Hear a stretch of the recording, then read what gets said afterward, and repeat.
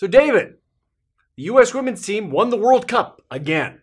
Well, let's go to the White House to celebrate. Oh, but the Continental Army is still holding all the airports. We'll have to have our McDonald's at home.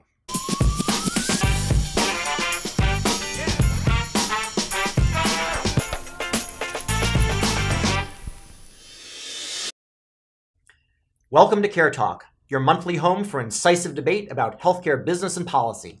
I'm David Williams, president of Health Business Group. And I'm John Driscoll, the CEO of CareCentrix, and this is our shark. John, you watch a heck of a lot of television, so I'm sure you didn't miss the Democratic presidential debates. What did you think about what they had to say about healthcare? Well, I think, there's a glomming on of this whole Medicare for all thing when really there's like 5 or 6 plans that mean many, many different things. I think the most interesting thing about it is not where they kind of agree or not on Medicare for all, but how they all seem to agree on government becoming a direct negotiator of prices. I think we're finally getting to the conversation on pricing. It's hidden among the many candidates, but that's really the sub-headline news that's super important. Well, John, there was this hand-raising exercise about silly. Whether to get rid of private insurance or not, right? And that kind of dominated the coverage. But I'm with you about pricing, John, because it's the pricing, stupid. We charge 3 or 4 times the price here. Well, not you specifically, but generally speaking, yes.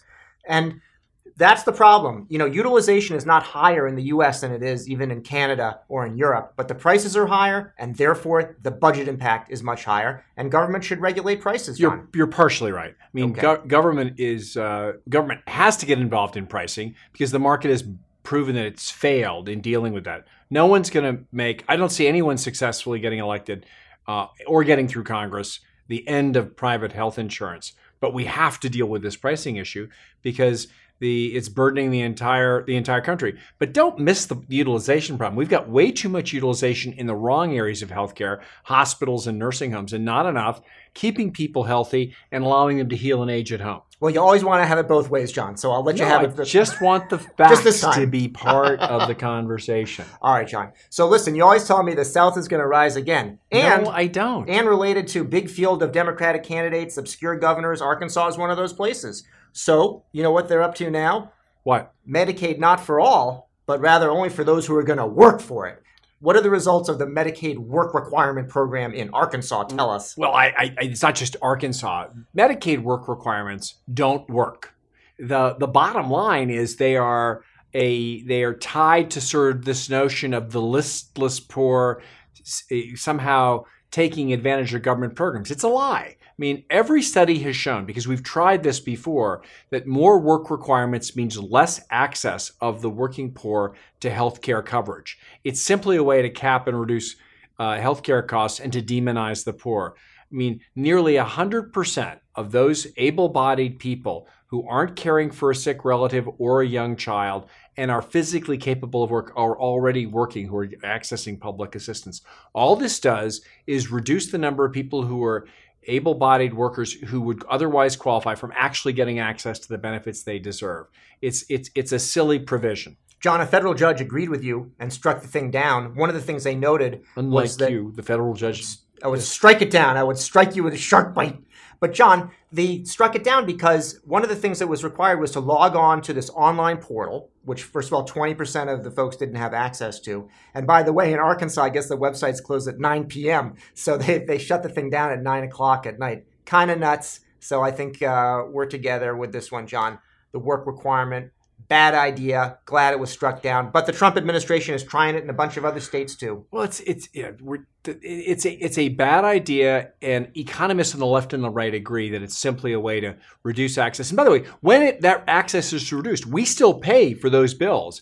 There's a requirement to care for people who are deathly ill or sick who show up at a doctor's office in a hospital. So we're paying the bills, but we're not getting the advantage of insurance. So Dave, let's shift over to your health care. Oh, why not, John? What do you think of this OpenNotes initiative that's used in the People's Republic of Massachusetts that you've probably accessed, getting access to your doctor's actual notes about your many issues? John, the People's Republic, that's tough. I was raised there. Oh, my goodness. I'm getting palpitations just from that, which we'll have to record in my record, of course.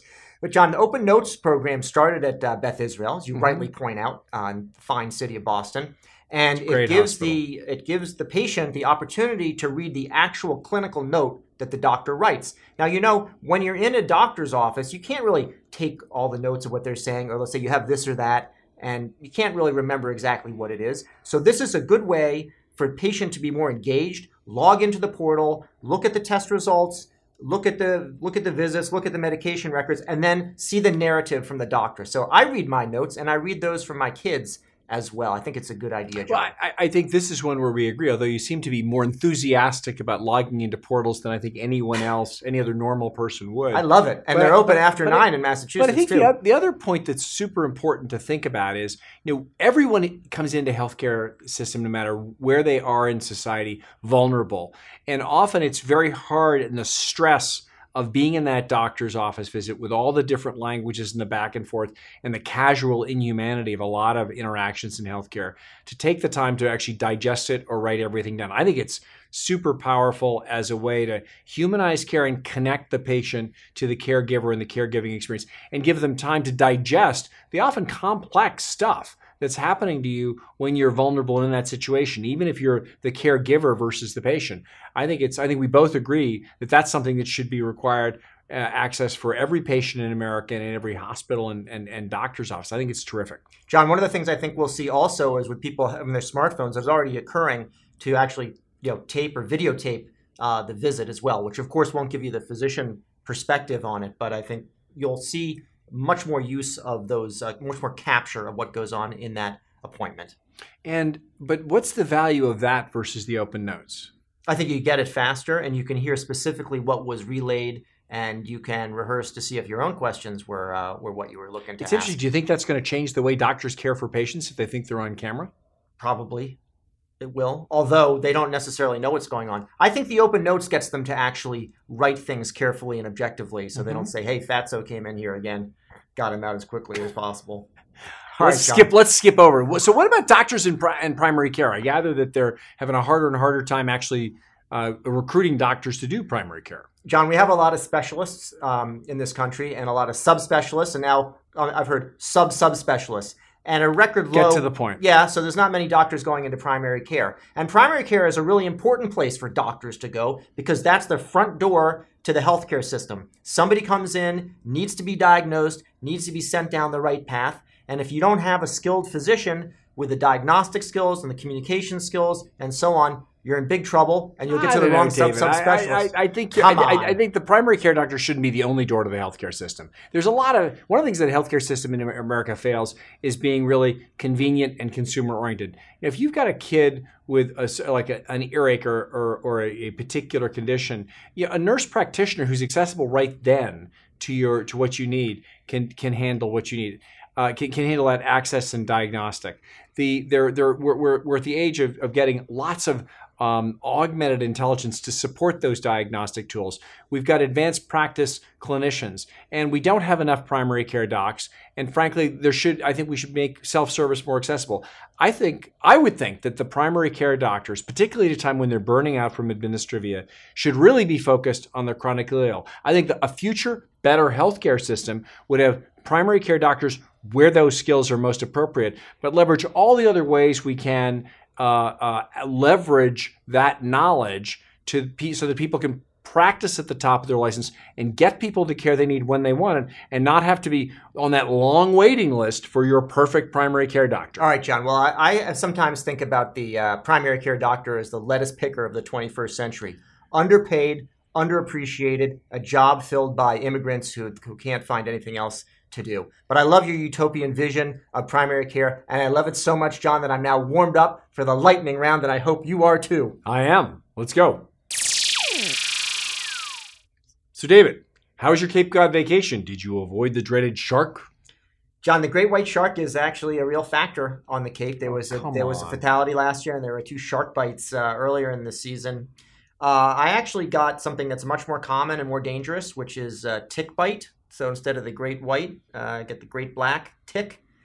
And I ended up with Lyme disease symptoms. It's pretty serious, John. Oh, it's super serious. I've had Lyme disease as well. It's reaching almost epidemic standards around the country. CDC now has taken the estimated number of cases in the U.S. from 30,000 to 300,000. It's serious. Please watch out for, obviously watch out for sharks, although you've got a 1 in 3.7 million risk of being bitten by a shark. But pay attention to the risk of ticks, because Lyme disease is no fun. Donald Trump tried to get the drug makers to disclose their prices on TV. He can do everything. Judge said it couldn't happen. Oh. Well, the reality is, the one thing he is very clear on is drug prices have to go down. I'm not sure publishing the prices and trying to shame the unshameable drug companies is going to work. But I give him credit for trying. John, I think it'll be a point of pride for the drug companies to show just how high their prices are, because people are just paying the copay anyway. It's kind of like when they put a breathalyzer in a bar, and it's supposed to discourage people from driving after they're drinking. But what happens instead, not that you would know, is that people go and they compete to see how high they can get that number. That's sort of like pharma. So, David, I love my Alexa, but do you think it's bad for healthcare? I don't know. I think it could be put to a good use, but... Doorstop? No, I think Alexa's good for healthcare, John. Alexa can be used in the hospital and then brought home, and the patient can interact with Alexa, and it's available, and they can record what they said and play it back and make their list for the doctor when they come later. I love Alexa for healthcare. More than your phone? More than love itself. Co-design. That's the new buzzword, John, for healthcare. Are you a consultant? No comment. Are you on board with co-design?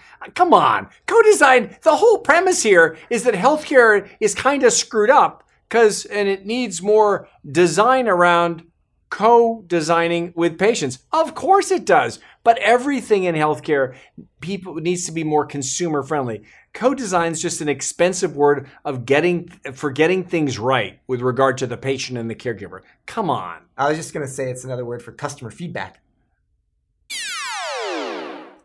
Well, that's it for another edition of CareTalk. I'm David Williams, president of Health Business Group and groomer of the Great White.